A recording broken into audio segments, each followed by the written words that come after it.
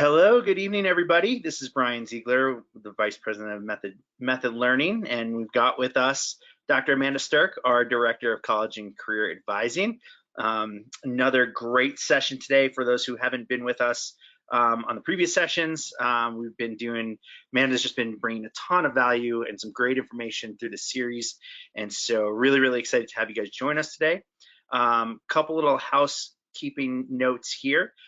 You will see in the dashboard for GoToWebinar, you'll see there's a function called questions. So if you have any questions along the way, please feel free to put those in there. Most likely, they'll be answered along the way by Amanda and her content. So if you don't get a response right away, just sit tight and maybe something we cover. And if not, we will stop a few times throughout the session to address some of the questions. And of course, if we don't get to everything, if there is a big pile of questions to get to and we're not able to get everything tonight, we can always handle things directly. So you can always reach out. Amanda will share her email address later. And there's also a number of handouts for you to download, which are really good little tools there, and some information about some of the packages that we offer, including our College Advising Starter Pack, which is a phenomenal way to get started. If you like what you see here today, definitely consider whether working with Amanda and with Method Learning is something that may help you in your college admissions process. The starter pack is a great value and can really provide a ton of assistance to give you clarity as to what you need later on down the road. But Amanda will talk about that a little bit later as well. And to all those who have already interacted with Amanda and have already gotten on board and started working with her, thank you, and thank you for being with us today. We really appreciate you, and we're really excited to help you on your path. So without any further ado, we've got Dr. Amanda Stirk. She is our, as I said, Director of College and Career Advising. Amanda comes to us with over 20 years of experience in the field. She's a published author and the author of College Unmazed guidebook. So without any further ado, here's Amanda. Take it away. Thank you. Thank you, Brian. I love it. And we've had such great turnout for all these webinars.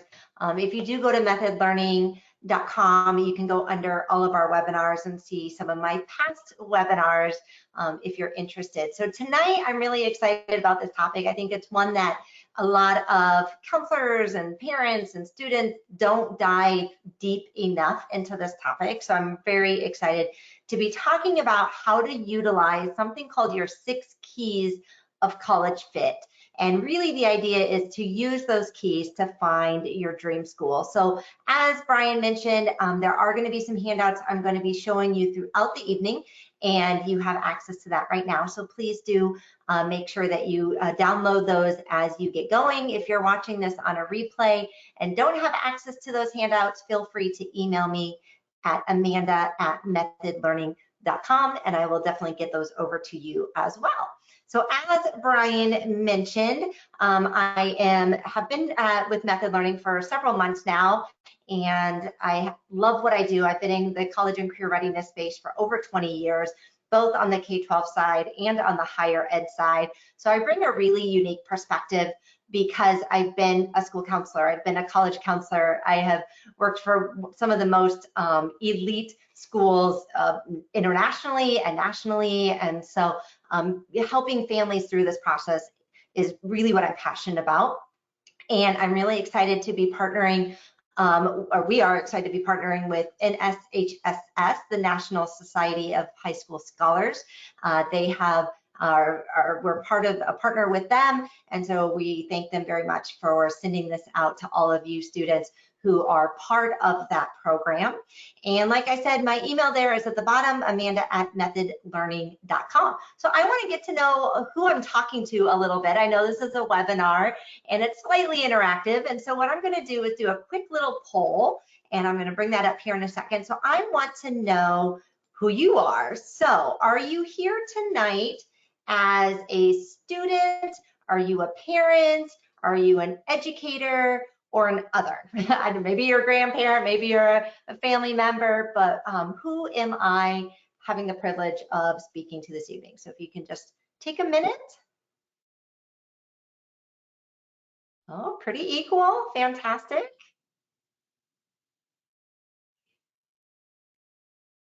All right, it looks like the students are winning out this evening. That's fantastic, but we still have a lot of parents on.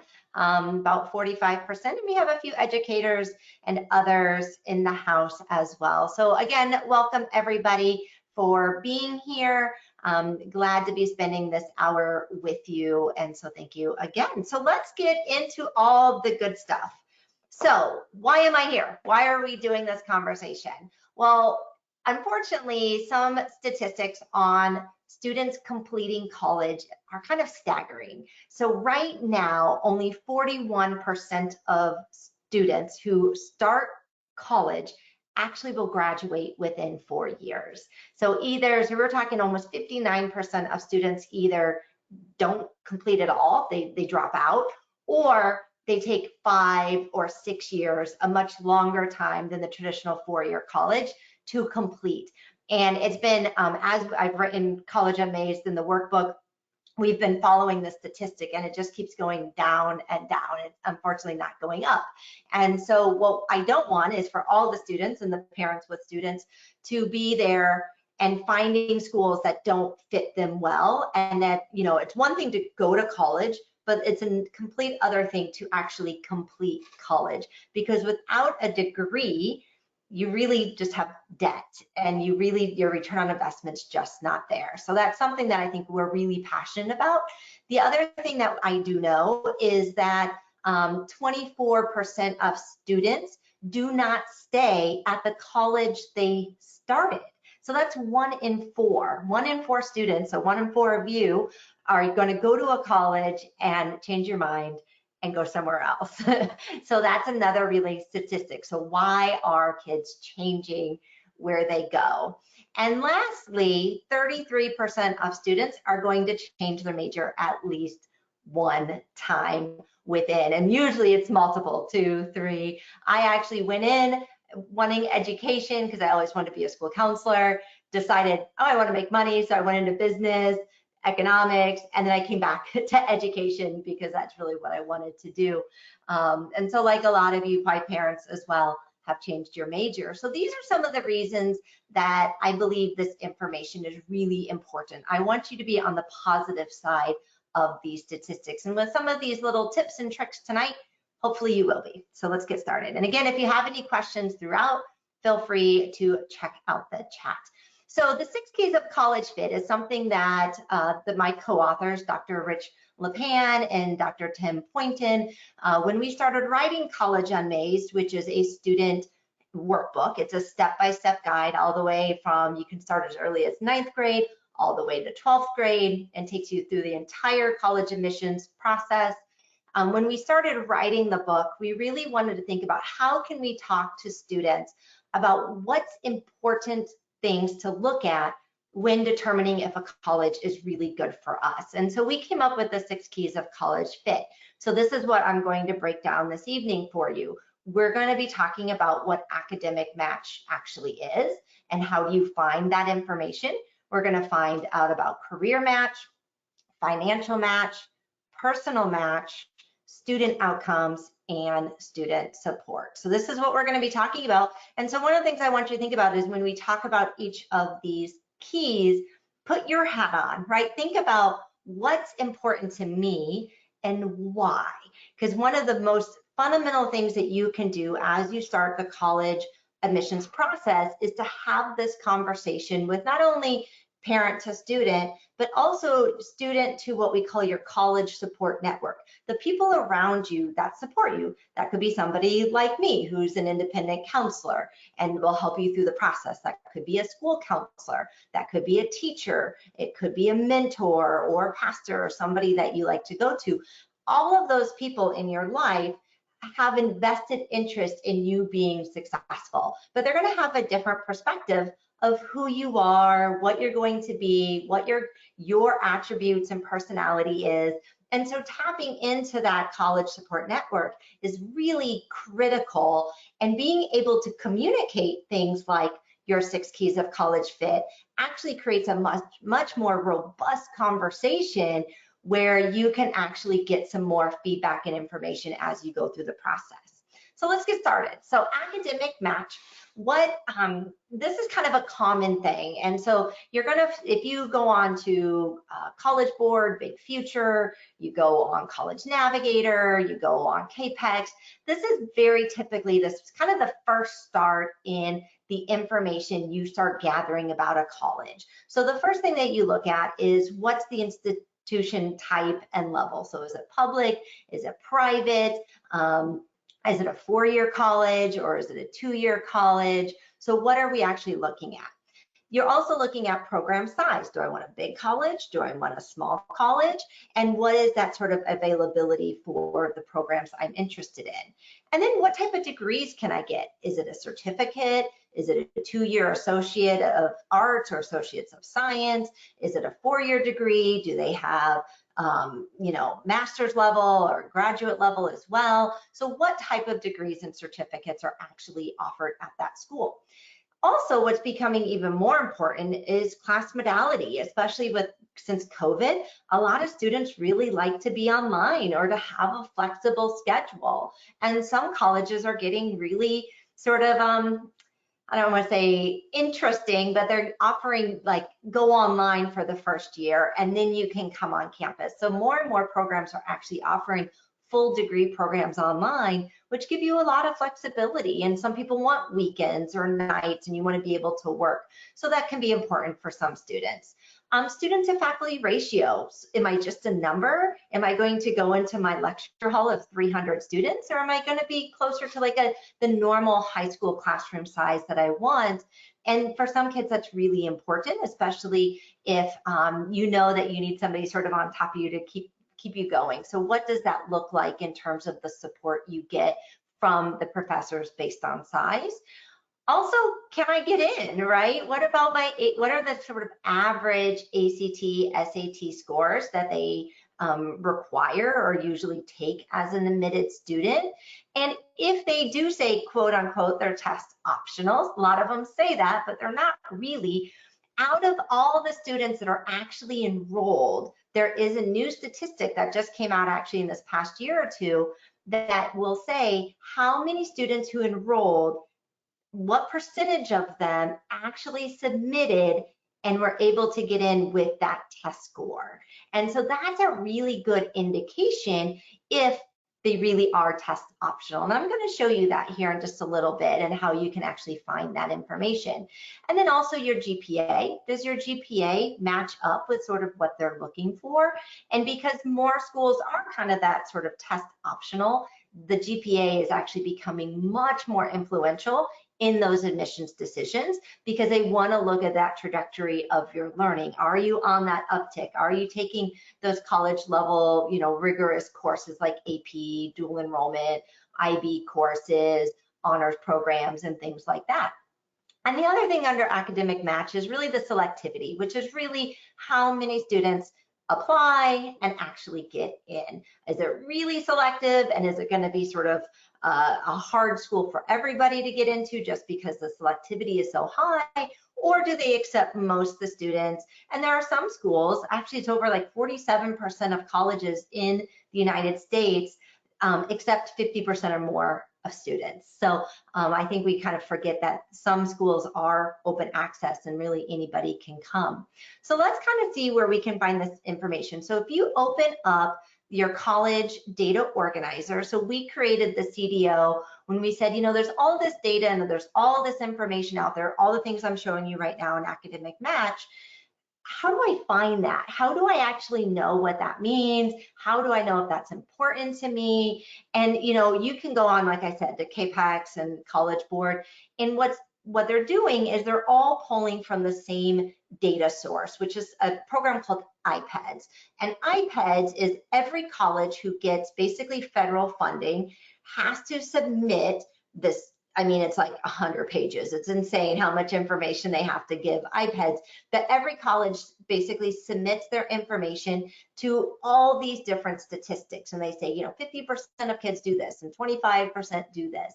And they put in a big database, and places, websites, College Board, Naviance, all those, they pull from the same information. So the college data organizer that we created through College Unmazed is we did the same data that you would find on any of those websites is right there at your fingertip through the Excel sheet. And this is actually what you have in that handout is actually from this month. So it's the newest, most updated information that you possibly can receive if the school has submitted their documents. So this is kind of what it looks like. So the college data organizer, it's an Excel sheet. If you do want the Google sheet, I'll show you, you can go on to our College on Maze website and you can download that, especially if you're a school and you have a Chromebook, it's a little bit easier. So at the top of your college data organizer, you can basically input any university that you're interested in, and you can actually compare up to 12 different universities. And what it's going to show you is it's going to start providing some of this information, this data to you. So these kind of things that you're like, I'm kind of interested in. Is it public? Is it private? Is it not-for-profit? Is it for-profit? Do they mostly have bachelor's degrees and higher? Do they have 2-year degrees? So now this information you can have. But what we do is we go a step further and we actually show you and compare your list to your list. So my list might look different than your list because I might have different colleges listed. And so what you see is the color coding, and that's really important. That's sort of just to give you some extra information as a student. So green is positive to the student. White is in the middle, right? It's kind of in the middle, and yellow is something that's cautionary. So for example, if I look at the University of Massachusetts Amherst, the green is showing me that it is probably based on test scores, one of the easier schools to get into because they require less ACT, SAT scores. Where if I look at University of Pennsylvania, it's yellow and it's going to be on my particular list, would be the most difficult school to get into because the scores are the highest. So I told you one of the new interesting data points that I think a lot of families want to know is something about here where it says, if you kind of scroll down, it says percent submitting SAT scores. So if you look at that, you can basically see at University, oh, sorry, didn't mean to click on that.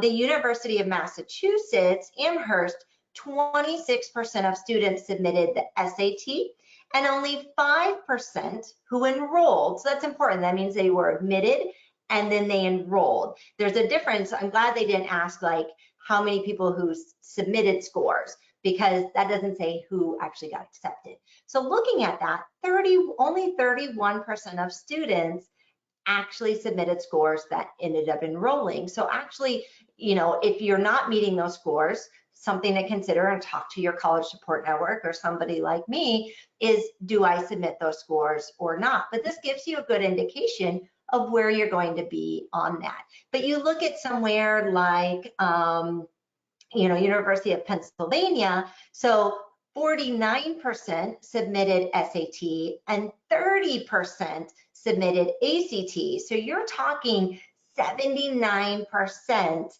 did submit scores and were admitted basically as scores being one of the components. So that I think is really provides a lot more information than you're not going to find sort of elsewhere. So also, if you look on that Excel sheet, there's going to be some multiple tabs on the bottom, and I'll show it to you, the Excel sheet here in just a second as well. Again, just focusing. So part of your academic match is, can I sort of get in? And what's kind of neat in this college data organizer is you can enter in your current SAT score, PSAT score, ACT score, whatever you might have, and you can play with that. And that chart actually moves, the little dotted line actually moves as your score, right? So you see a 30 here is right on the 30 ACT line, and you can start seeing University of Massachusetts Amherst, if 30 is my score, and Stony Brook, I'm in the running and doing pretty well. And then if I look at the GPA on the right-hand side, now I'm seeing, do I compare with that? Am I making this a good, is it a moderate chance of admissions? Is it a low chance of admissions? Or is it a high chance of admissions? And looking at some of my other colleges that I have here, that's going to be a lower chance because maybe I'm not meeting it. And in looking at selectivity, those are all things to consider again about, do I submit scores? What does my essay look like? What do all my other documents look like? And so just at a glance, this gives me a good sort of understanding of where I fall, and I can compare all the schools. So I'll just kind of show you. I'm going to move this Excel sheet over. And again, you have all of this, and this is coming directly from the College on Maze book, and we actually walk you through all of this detailed, like this is when you do this, and this is when you do this, and we break it down. So it's a big chart. There's a lot of information. So I'll just add another school. If you should be able to see my screen. So I'm just going to type in the University of Florida. I live in Florida. So you can see all my colors change because I added another university. And so you can see things will start sort of moving on. So if you click on charts here, let's just add, say, you know what, I want to work with method. I want to get my score up just a little bit higher. If I go to a 32, wow, now I'm getting much closer to the range that they are looking for if the scores are important. If I can go from a 1380 to, let's say I can go to a 1470, 90 points. Now you can see that sort of movement, and it becomes much clearer. Do I, get some one-on-one tutoring? Do I get that extra help? So you can see very quickly kind of where that does change your admission standing. So hopefully that's really interesting. I do see the question, do we get the recording? Yes, you will be getting the recording via email, and probably, I think it's 2 days. And then again, if you have any questions about it, feel free to reach out. So academic match is something you can start doing as early as freshman, sophomore year. It's fun to play around. As your list changes, you can add and subtract. But it's one of the first things that we suggest people to look at, what's sort of useful and where am I at and kind of what are they looking for. The other match that we key, oh, here we go. So this is, I forgot, I put this in here. So one of the other things in your handout is I put in here what we call the college visit question. So as we're going through these 6 keys tonight, if you go back to, say, UPenn and it was all yellow, so maybe you have some additional questions. Maybe you want to ask some better questions when you do a college visit, or you want to understand a little bit more about a statistic that doesn't quite sit with you. This is a really great sheet that I gave you, and it comes right out of the book, that you're able to strengthen that conversation when you're speaking to an admissions rep. So instead of just saying, so what's your enrollment rate, or, I don't know, I've been in a lot of college visits, and there's been some silly questions in the past, but these are much deeper, so they give you a chance to really dive more into those statistics and see what more should I ask. So download that. And then again, if you do want the Google Sheet, or you want to find the CDO as a download, under collegeonmaze.com/download, you can find that information. All right, so somebody asked, Roland asked, how do we get the access to the graphic organizer? If you go on your tabs, you should have something called handouts, and there are 4 handouts in there, and it's called CDO June 2023, or you can go to that collegeonmaze.com/download, and you can just download it right from the website. We want everyone to use it. I think it's super useful. So the other thing that I think a lot of students really dive into, and this is something you should dive into early on into building, quote unquote, your college list, is something called personal match. So personal match are sort of the things that match what you're looking for. So is that a certain location? Do you want in-state, out-of-state? Do you want it within a few hours drive of home? Or do you want to be clear across the country in California or New York or whatever? So where do you want to actually live? Also, is it a special mission school, which I do have a slide on, but does it have something that has it's a little extra, a certain program or certain thing? And again, I'm going to show that on the next slide. Enroll. Do you want big? Do you want small? Do you want medium? What kind of experience are you looking for? For example, Arizona State University, University of Central Florida, they're some of the largest universities in the nation.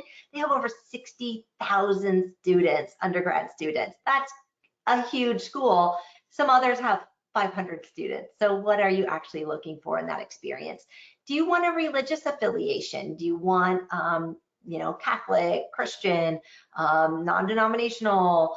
It's always amazing when I talk with students about, wanting certain private schools and they don't realize it actually has a religious affiliation to it. What does the campus look like in terms of diversity? Do you want a diverse campus? Do you want it to look like you, to give you a whole different experience? Do you want it to be LGBTQIA friendly? What does that look like, and what's important to you? And what's your institution type? So, do you want sort of that public, private?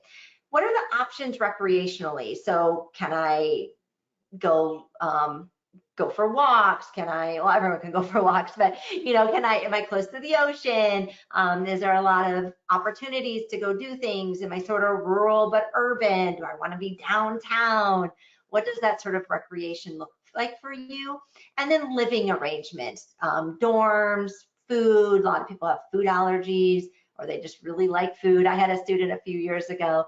His name is Rolando, and that was his number one question to always ask when admissions came in is, what does the food situation like? Like, it was really important to him. Dorms was an interesting, I had a student client for several years, and she was an interesting student. She was actually one of the junior handlers for Westminster. Oh, sorry, my dog's barking. And what's interesting is she really wanted to take her dog with her, and she showed this dog nationally all over.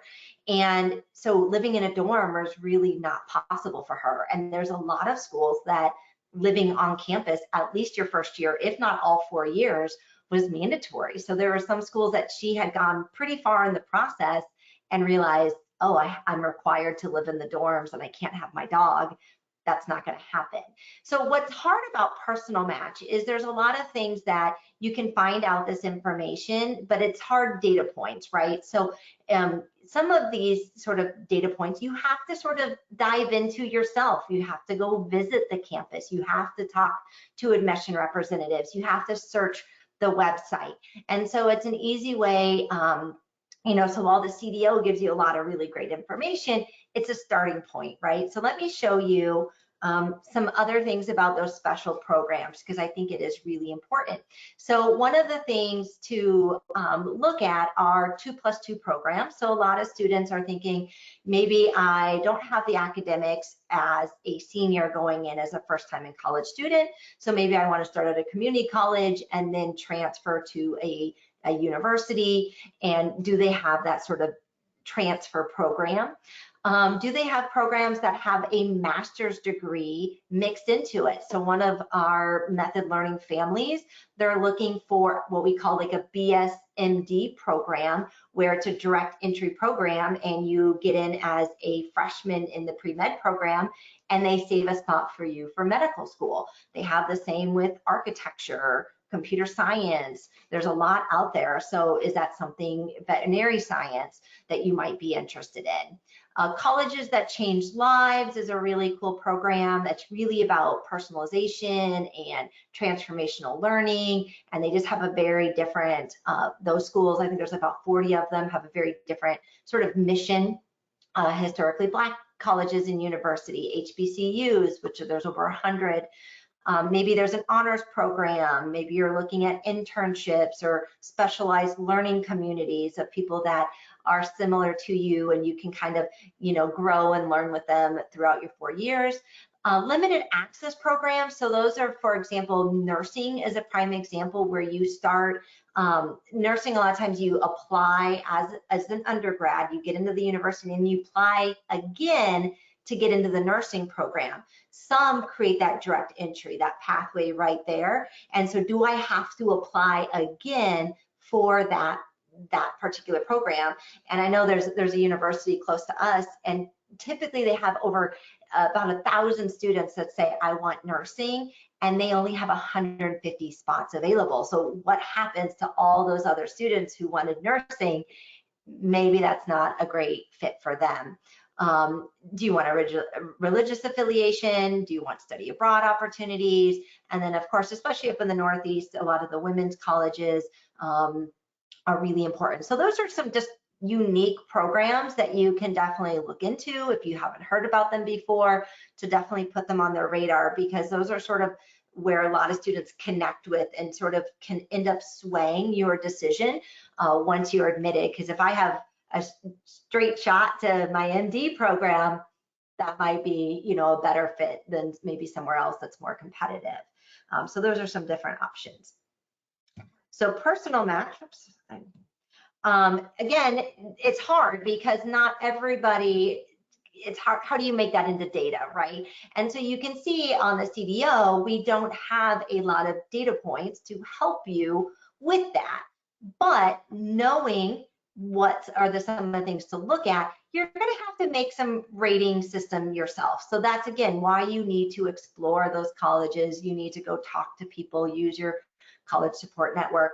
And as you go, ask about those questions. And as time goes on, like I said, some of those things become more important than you think it does at the beginning. Just seeing.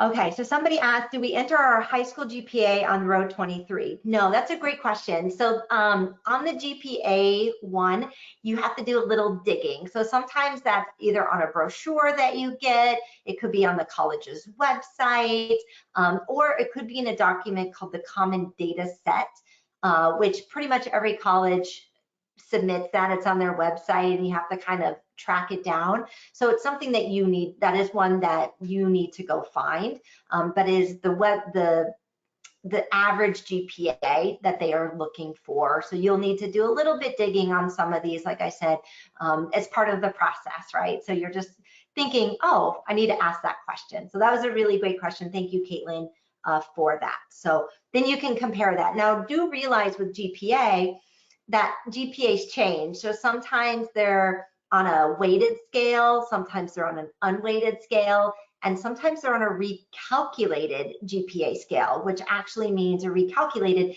is they might throw out some of your electives, they give you extra points for things, and that's because grades in New York are different than Florida, than different than Illinois, and some use the 97%, somebody might use an A, somebody might weight on a 6.0 scale, and so they recalculate based on what their school actually does, and so it's more apples to apples. So that's a good question to dive in a little bit to what their GPA actually is. Awesome question. Thank you, Caitlin. So career match. So career match is, again, this is, you can do at any time. This is sort of a beginning 6 keys, right? And so the things that you think about, a lot of people do think about, do they have my major? But that's amazingly, a lot of kids don't. And so do I have my majors? But then also, how many number of graduates are in my field of study? So one of my co-authors, Dr. Poynton, he was out visiting a school recently. I won't say the name of the school. And, you know, his daughter was looking for a specific program. He asked about the major. They're like, oh, we have that major. He's like, oh, well, how many graduates are in that field of study? And they're like, oh, we graduated 4 students. That'd be interesting. Is that a good thing? Is that a bad thing? Where another college, same type of program, same quote unquote major, but they had specialties in that major. You could do, you know, this track or this track or this track and this track. And it was a huge part. And they had over 15 professors just helping that one major, part of that major. So 4 people graduated, and it was actually a very competitive school versus one that has a much deeper program and, you know, 15 professors that are to that. So those are things to think about. So you really want to dive deeper into those type of questions. And then career services.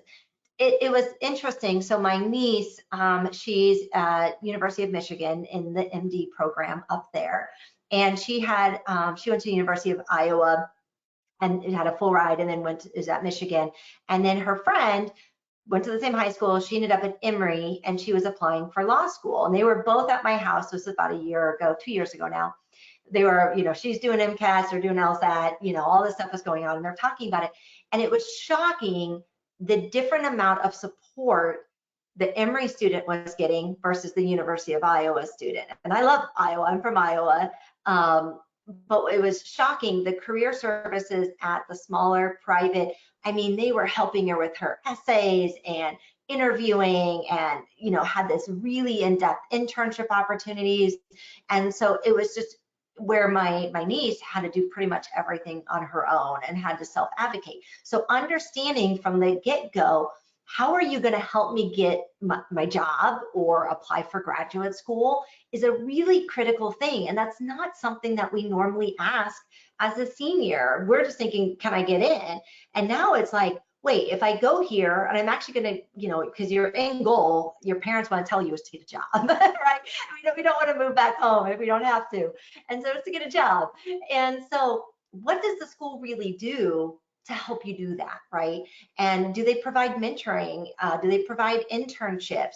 What's their alumni network and how do you tap into it? So when you're looking for an internship, or I have to go live here, can I stay with somebody, or can I, you know, do they have like alumni nights or whatever? What does that look like? And that's a really critical part, is to get in, especially if it's a kind of a niche program.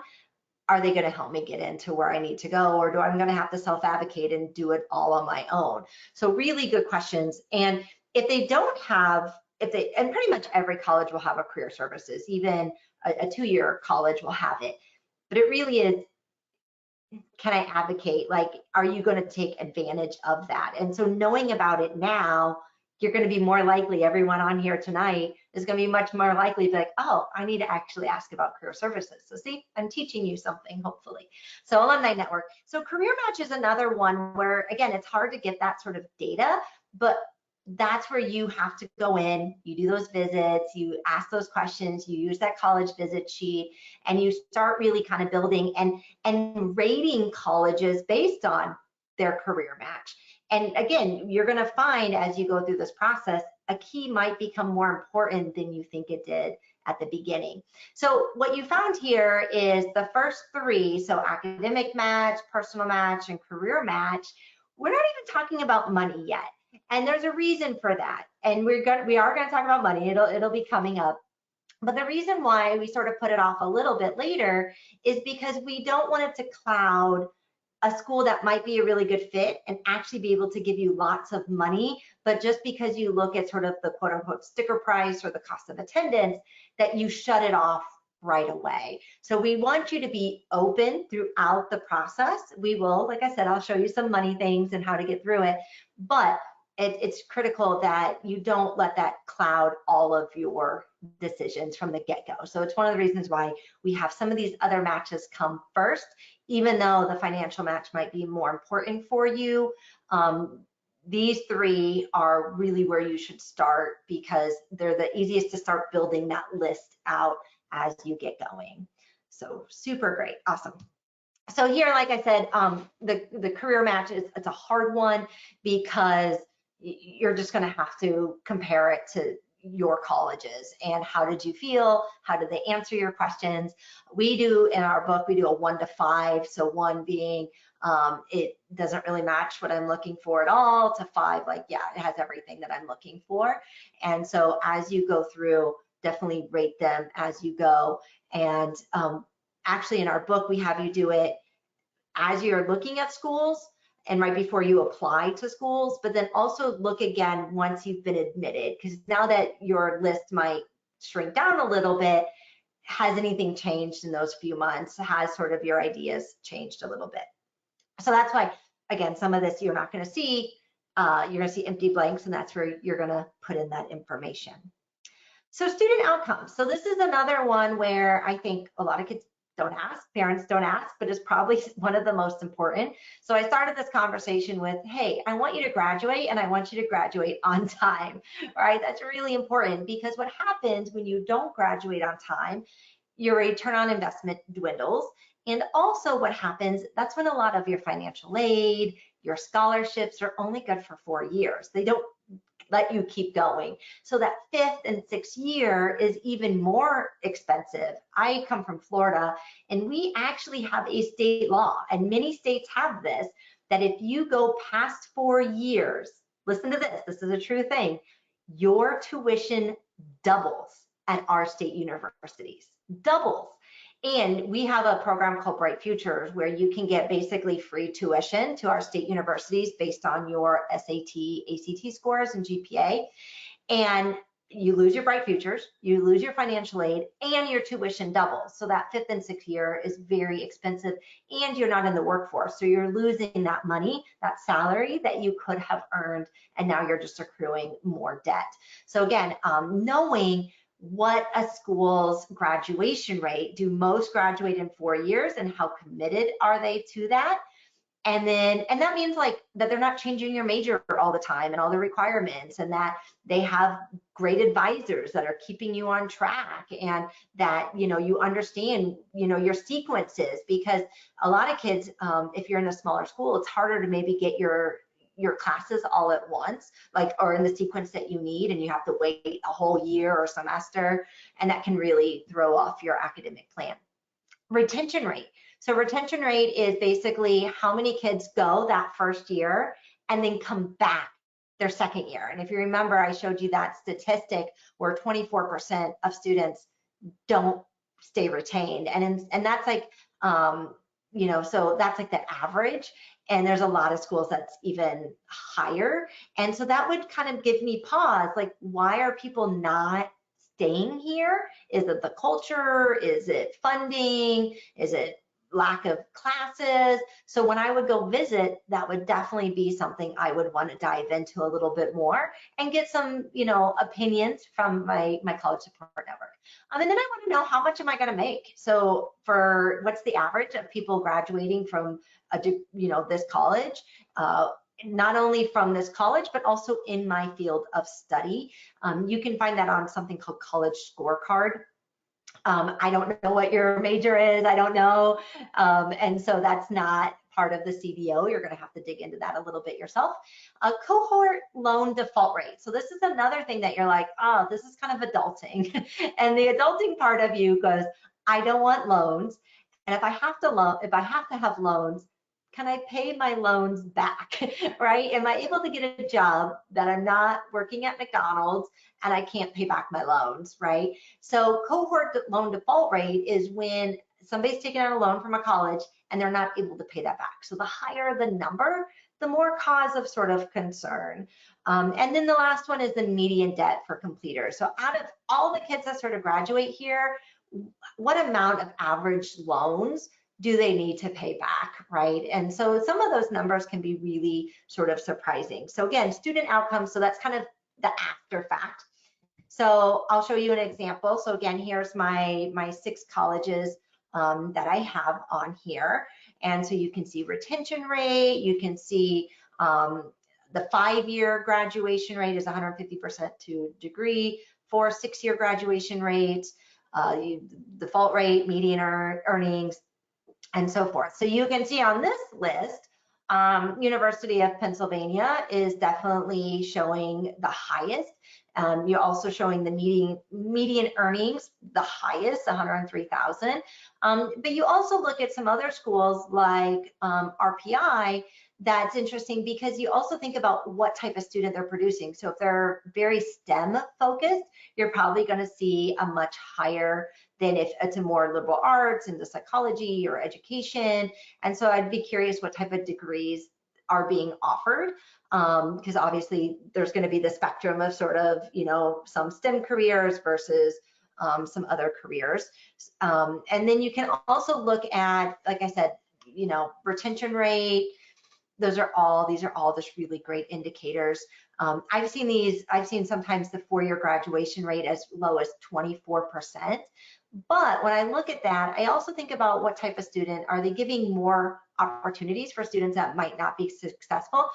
UPenn is going to take the top of the top, right? So I would expect that most kids that commit to UPenn are going to stay at UPenn. And I also believe that they're going to be more likely to probably complete because they've been some of the highest academic students around in the nation. And they're really committed to that school because they filtered out. Where somebody going to a less competitive school might say, hey, let me go try it. Let me go see what I want to do, and might not have that same, but they offer they're more open to students coming. They have a better admission policy, I guess. So I would expect some of those more selective schools to definitely have a higher rate than other schools that are less selective, for sure. Doesn't mean that they're not a great school. It just means that if you are going to go to a less selective school, that you need to take advantage of the career services, the advising services, all those things to make sure that you can navigate and not be a negative statistic, right? Oh, great. Danielle says, I'm answering my questions. Good. I like answering questions as I go. So hopefully we are good. So I see download. I'm just taking a break here. Count. I'm reading, is it Kadir? Sorry, does the 4-year scholarship count for career paths that take more than 4 years? You know, that's a really great question when you start talking about financial match, right? So when you start talking about when you get those scholarships from a university called under institutional aid, you definitely want to ask, is this a 4-year? Is this a 5-year? Like, how long does the scholarship actually last? And it is pretty shocking that most say 4 years. And so you definitely want to ask that. And again, that's why that 5th year can be so expensive. And so if it's normally quote unquote a 5th year program, you want to ask, right? And you want to know going into that, that scholarship. And if you're going to accept that scholarship, when does it expire? And then also, what do I need to keep that scholarship as you go? So I mentioned like the Bright Future Scholarship we have here in Florida. And I believe it's a 3.0 that kids have to maintain at college, but it's shocking. It's something like 50% of Bright Future kids like lose their Bright Futures. Like it's amazing that kids don't realize. They're like, oh, let's go have fun, and then they tank that first semester, and they get back up. You know, they get it back up, but then all of a sudden they've lost their scholarship. So you definitely want to find out. Sometimes there's volunteer things like hours you have to do for that scholarship. So you definitely want to find out what are the parameters of that scholarship. So financial match, probably where parents, there's like 44% of you, definitely want to dig into this. And so financial match is probably one of my favorite areas because I think it's just so robust and things that I never thought about. So of course, tuition and fees, in-state versus out-of-state. Also, if I want different living arrangements, if I want to be on campus, if I want to be off campus, and I want to be like a commuter student, what would that look like? And then it's going to be also, that's called what we call cost of attendance. So that's your tuition fees, and that's your room and board, right? So that's your cost of attendance. Overall net price, that is the amount reduced by institutional and federal aid. So that's money I don't have to pay back. There's that aid and grant money I don't have to pay back. And then also a lot of times they put loan money in there, which I don't like that because you do have to pay that back. And so I think when they don't really, they kind of leave it off, like here's your loan amount. And you're like, wait, I still got to pay that. And then that's the final price called the net price. And so what we can find at this stage are sort of what is the average. What's interesting, 8 out of 10 students do not pay cost of attendance, meaning full price. So you're talking, and actually I think the actual code's like 84%, 84% don't pay. So only 16% actually pay full price. So that's a lot of aid, institutional aid, federal aid that comes to families of all different incomes, right? So that's the next one. So what's my average price based on my income? If we don't have that much money, if we have a lot of money, if we're in the middle, what does that look like? And then the other statistic I think is really important that you should do even before you start sort of applying to colleges is understanding what's the percentage of students that receive aid and what's that average amount. So let me show you here. Whoops, sorry, I'm on the wrong thing here. All right, so again, using the same colleges, and again, you can put in whatever colleges you want. So you can see the tuition and fees, in-state versus out-of-state. Now, if it's a private school, it should be the same, in-state or out-of-state, because they're not getting that state funding like you do reduced costs for a state public school. And then you see if I want to live on campus, off campus, so forth. And then you can see here by net price, what, again, that's with aid subtracted. based on income, which I think is really interesting. Now, for example, UPenn, they're part of the Questbridge family, which is a really cool scholarships for minority, high achieving students, that they are committed to full funding for low income families. So you can actually see here for University of Pennsylvania that they are basically going to give you money if you are a low income minority student and are able to get that. If you are a full paying student, it significantly moves up as you get going. But what's interesting here, if I just kind of look at all of this, big numbers, if you, oops, I'm sorry, didn't mean to do that. If I look here at percent of students receiving institutional aid, so you see 39% in the yellow, 97%.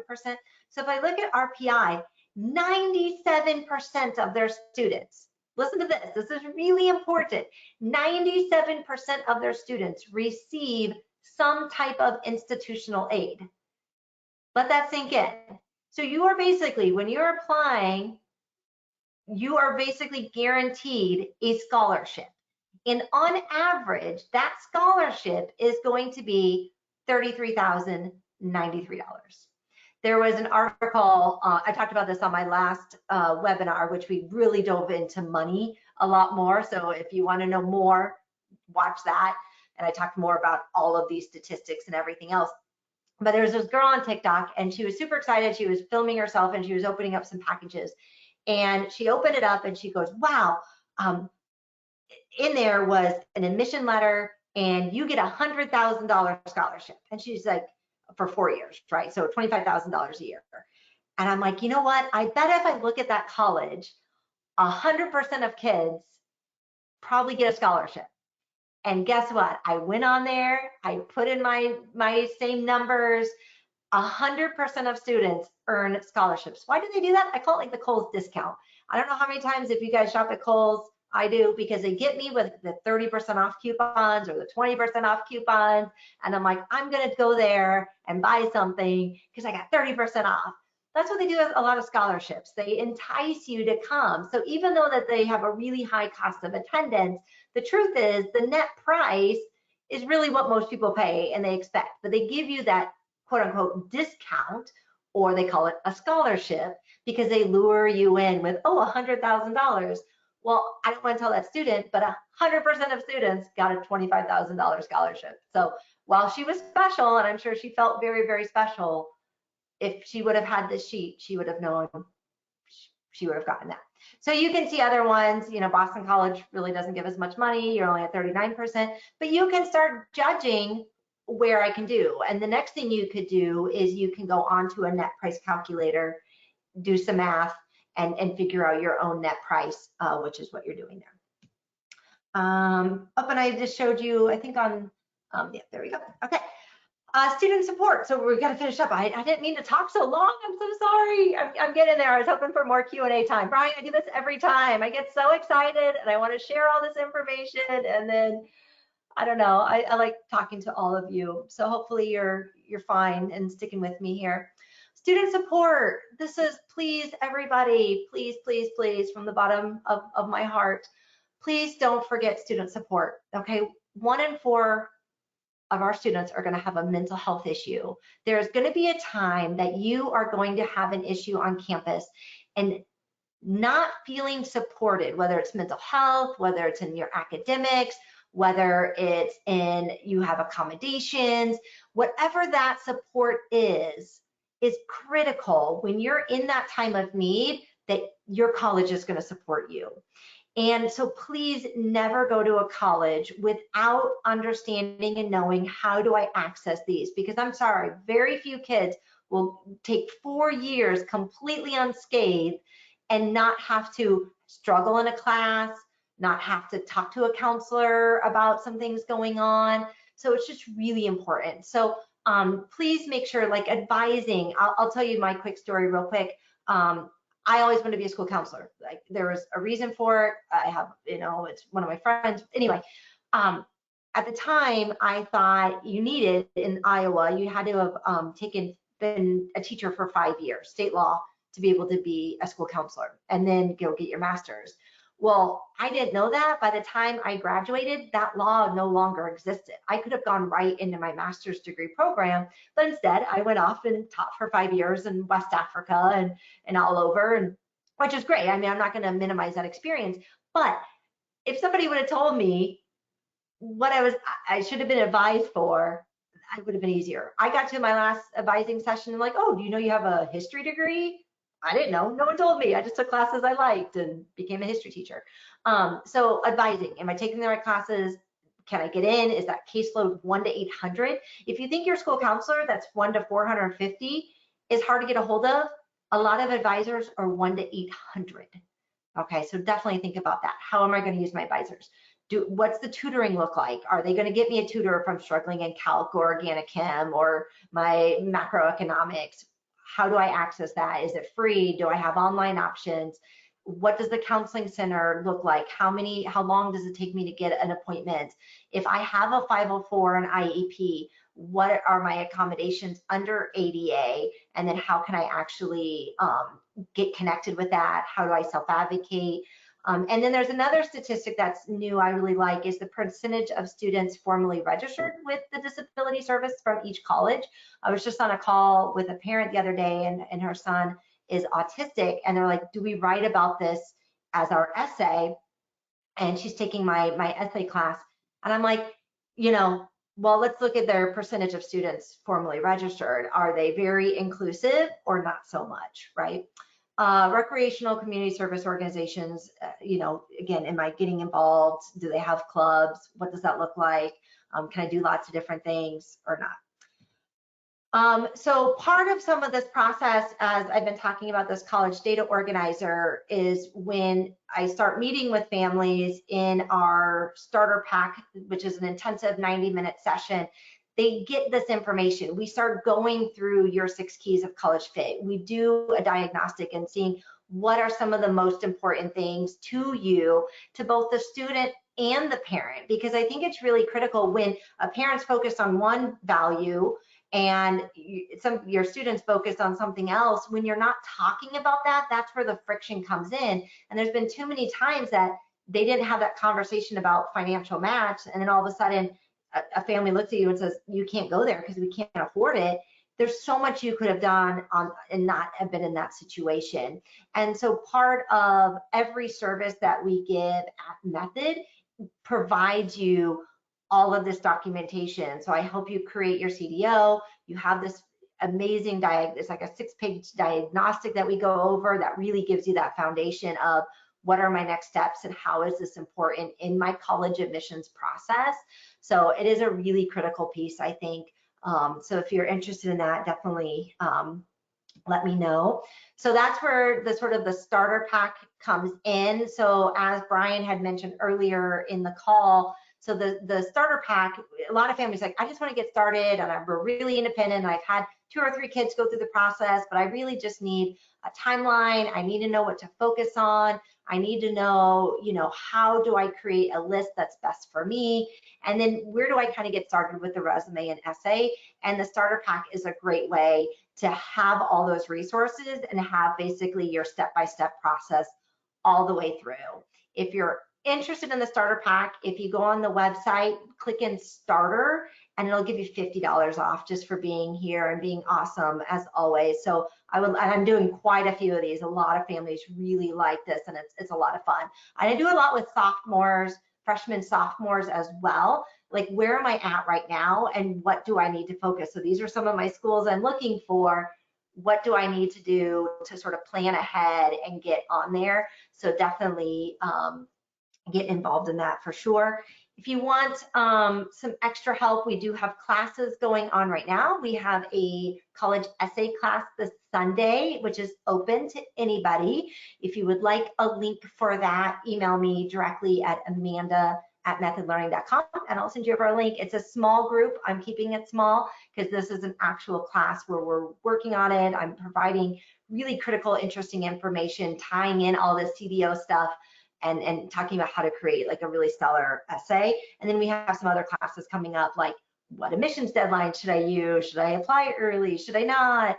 And then also how to develop an actual scholarship plan so you can like when we were looking at gift aid. So a lot of kids don't know is when you're applying for college, you're applying for admissions, but you're also applying for scholarships. And so you need to make sure that your application is doing both. It's getting those institutional scholarships, but it's also getting you the admissions that you want. And then lastly, some families really want to come in and just get some extra help. Like they just, let's go over our resume together. Let's go over my list together. Let's help me with my essay and really kind of dive in. And we're seeing a lot of families, some amazing families. It's been so much fun talking to these families and really just jumping in and especially during the summer, right? It's just such the perfect time to say, let's get in and let's start doing it. So we have 3 different packages, and really all that is, the more time together, the more we can do together, right? And so we're seeing a lot of families, especially in that Premier and Ultimate, but some people say, I just need a little extra help, I just need a little bit. And if you go under the handout, all of our packages, and it's very cost efficient. I mean, we really kept the price low because we'd rather help students than be a barrier for students. So definitely check in with that. So that I'm at time, but what I'm going to do is open it up for a few questions. And so then that way, I know some of you are still hanging out with me. Again, I think that was it. Yep. So we will keep there. So let me go through some questions. Brian, have there been any that are just like burning questions that you have seen several times? Yeah, we've had some submitted also. And for everybody who's still on, if you do still have some lingering questions, feel free to put them in there. We'll try to get to them. But Amanda, what would be a good number of schools that someone should plan to try to build on their initial list? That's great. So we actually in our workbook, we really say that 12 to 15 is where to start. And then we would like to kind of narrow down to maybe 8 to 12 to apply to. And then the hope is to get 6 to 8 yeses coming back. If you follow our plan, that's the goal. And so we are seeing students applying to more universities. And so where it used to be sort of 8 to 10 was the magic number, we are seeing more students applying to more because of the Common App. Now 1,000 schools are on the Common App. So we are seeing it just the click of a button. But what we're seeing with the Common App, because of that, they're adding a lot more supplemental essays and additional essays to really dive in to say, why do you want to go to our school and why do you want our programs? But that is, if you're starting off at 20, 30, that's a little much, but realize your list will ebb and flow. Even once you get your application done, I have a lot of kids where our applications are going to be ready August 1 before you head back to school. But we're still going to continue building that list until we're ready to do it because you're learning information all the time. And so I don't expect very few kids to say, this is my list, as a 10th grader or even, rising senior in the summer, because that's when a lot of stuff is happening is that fall. So realize that your list will ebb and flow for sure. But if you're prepared and have your documents, it's easy to apply and keep on going. So great question. Yeah, and when is a good time to start refining that list with an advisor? Awesome. I mean, I would say right now. If you're a junior, rising senior, now is the time because you have time. So you have time to take a breath. We have time to actually think about it, work through your information. And so I know a lot of people were in AP and IB testing, and so, end of the year type of stuff. And so I'm seeing a lot of families taking advantage right now. So that way they are here all the way during the summer. The big bulk is sort of done, and then we can jump in and, like I said, kind of redefine that list as you get going and be ready to submit as soon as we possibly can, and they're ready to submit. Great. And would you have any recommendations in how to research international English language bachelor programs? Wow. So I'm assuming, so English language, I'm thinking that you're thinking that it's being taught in English. So one of the best resources, there's a document out there from NACAC, which is like the National Admissions Counselor Association, and they have an international booklet, a handbook that really talks about each country and sort of what their specialties are, and do they charge, do they not, what type of testing do they look at. So that's always been sort of my tried and true. I like to start there. So if you are looking for international schools, that is a great place to start. It's a very different admission criteria than the United States. I actually used to be in Nicaragua, and it was the international admissions was so different. And so when I moved to Florida, I'm like, oh, this is easy. I got this. And it's completely different. So you definitely, if you are thinking international, definitely get with somebody like me, because it is a whole different process that you need to submit and do. And with the visa and stuff like that, it becomes a little more complicated than a traditional, I'm going down to Stony Brook down the road or something. So good, great question. That's fun. I hope you do that. And if you don't want to commit to a full 4 years, do think about study abroad opportunities. And there are really some cool American universities that operate overseas. And so, you can go to NYU and like Abu Dhabi. And what's really cool is you still have an NYU diploma, but it might be easier to get into and a much more diverse, population and so forth. So things to think about. Very cool. And then how do you approach a list if you don't know exactly what you want to major in?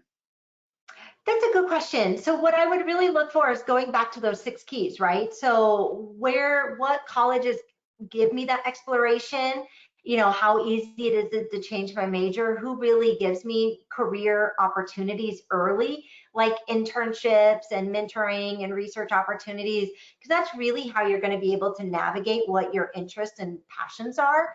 I know with all of the students that I work with, I do a career inventory, right? And kind of see what your values are, your abilities, your interests, and really bring that into the conversation to say, are you really matching with what you think you're going to be doing?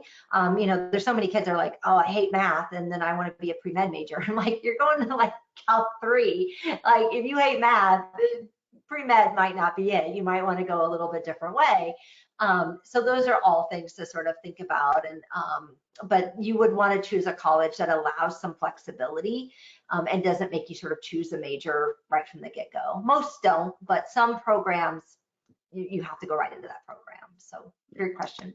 Yeah, and then we have a question about pricing. I would suggest that you have a little QR code down there on the bottom left of the screen right now for anybody who is interested in packages or working with Amanda directly. Just shoot that little QR code down on the left, and that will bring you to the Method Learning advising pages, and that's probably the best place to get most up to the minute information about all the different packages and options that are available. Absolutely. Yep. That's amazing. It does typically Amanda, do college advisors typically help with essays? Some don't. I do, definitely, because I think it's just such an integral part of the application. So I love essay writing, and I love, and one of the first things we do is work on your resume, because I want to get to know you, but that resume is such an integral part of the application. And so many kids go right to the essay. Start with your resume, because your resume is the foundation for all of your applications. And so when I work with a family and a student, we actually do 2 resumes. One is sort of the more robust one that we use for scholarships. We use it for our letters of recommenders, and we give that to them. We give it if a college does ask for a resume, because you can add more than your 10 activities. And then we minimize some of it to your 10 activities, 150 characters, and we create a second resume that you just can copy and paste right into Common App. But without having that resume done, we don't know what's missing in your essay, right? We don't know what should you talk about in your essay when I'm looking at you as quote unquote an admission rep. Like, what do I wish I knew about you? What's sort of that it factor, and what makes you really special and unique? And it's amazing how many times kids, they get so academic, but they have this amazing stuff in their extracurriculars that they don't really talk about. And so again, that resume, always start with your resume first, and it makes the essay writing much easier. And that's all stuff that I know I help with. I don't know about other programs. So yeah, and then we do have a question about, and I can answer this, are there possible discounts to the packages? Amanda did mention earlier on today, if you use the discount code STARTER, you can get $50 off the starter pack. And that's just a good place to start, simply because we will use that. If you do decide to work further with Amanda with one of our other packages, we'll actually apply the cost of the starter pack towards some of the larger packages later on if you choose to go in that direction. So yeah, there's kind of no risk to that No, no, in it's so terms of easy. using the wrong package or something along those lines. Yeah, absolutely. Absolutely. No, super fun. Yeah. Awesome. These are great questions. I love them. You guys have been super fantastic. It looks like we got through all of them. Thank you, everybody. Most of you all stayed on for the Q&A. So let's give it one more minute. Any last questions? And if you think of something or a dying question, you can email me. Gil had asked, hey, what's my email? It's amanda@methodlearning.com. If you even go on there, my consultation's on there. You can give me a call. You can send me an email. But happy to connect with you and find out if it's a good fit. But I hope at the end of this, you really look at the college process a lot differently and not so narrow. And you really start looking at colleges that are a quote unquote fit. And again, we don't like the word fit because there's so many different types of students out there. So by going and looking at these 6 keys of college fit, hopefully you find a college that really makes you thrive and be successful and really has all the things that you need, not what your brother needs or your sister needs or your best friend or your boyfriend, girlfriend needs or Amanda needs or Brian needs, right? What you need to be super successful and the amazing student that you are. So hopefully it Yeah, all works out. Amanda, on that note too, I just wanted to point out the comment that you made about the student support services, I think is something that a lot of people don't think about and is really, really important. I know that me personally, when I was examining colleges and doing my campus visits and all that kind of stuff, that was the last thing on my mind. You know, and I know for a lot of kids that's probably the case. You're typically healthy, you know, maybe you go to the doctor once a year, and a lot of kids, I mean, I know for even me, like I did my doctor visits and my dentist visits and stuff when I went home over the summer and saw the same providers that I did when, you know, as I was growing up. And you really only end up using some of the services on campus, like for example, like health services and things like that, in a pinch or when you really need it. You don't think about the fact that you're growing up maybe with insurance under your parents and things like that. And those are kind of the grown-up situations that you find yourselves in, especially nowadays. You know, mental health is certainly a huge part of that. And you know, I don't know if there are probably a lot of people who are going off to college who have never tried to find a mental health provider or something along those lines. And you really, really want to make sure that your colleges have those kind of services for you, because I don't know if anybody, like I said, if anybody's gone out and try to find a mental health professional, even with really good insurance, it is not that easy to do. Even Super if you hard. live in a big city, just going and finding someone who can really help you with some of those kind of things in a pinch is a lot harder than one might think. And especially if you haven't done it and you're 18 or 19 years old, that could be a really rude awakening when you really need something. So Well, you know, and it's interesting. So I live in Florida and I live in Southwest Florida, which is, we had Hurricane Ian, you know, come in, and it was a Hurricane 5 and just decimated where we lived and our community and college and everything else. And I went to do a college visit with my daughter at a college here in Florida. And I asked him, I said, what was like your hurricane preparedness? Like, where did the kids go? Like, we had to hunker down, and it was the scariest thing I've ever been through in my entire life. And so not just even mental health and things, but when there's a, I mean, let's talk about it. When you want to look at safety on campus, you want to look at security, you want to talk about, do as a young 18-year-old girl or guy as well, do I feel safe on campus? What's the security? If I feel like something's, and I have an issue with a professor, who do I go to? Like, those are things that are going to make and break a student, and we don't talk about them. So I appreciate that, Brian, and I'm so passionate about that because it's the last thing families even discuss. And when kids are having mental health crises, and even as seniors, it's hard, and we're like, oh, they're all going to get better and go to college and everything's going to be fine. It gets harder, right? So asking about those services is just so critical, and knowing where to go, what to do. That's definitely my soapbox. So thank you for reiterating that. I think that's so important. sure. All Awesome. right. All right. Well, we have kept everybody way longer as always. I sorry, not sorry, I guess. So I hope to hear from everybody soon. Amanda@methodlearning.com. Thank you, Brian, for being on tonight, and all of you. It was amazing. It was fun, and have a great night. Thanks again, Amanda. Great job. All right, take care. Bye.